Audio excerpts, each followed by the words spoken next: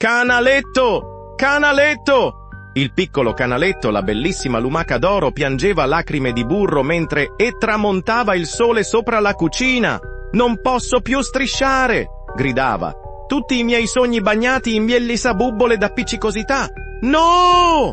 Mentre i vermi ballavano un tango, Canaletto sognava di volare via, urlando «Mai più tormento nel mondo dei franchi!»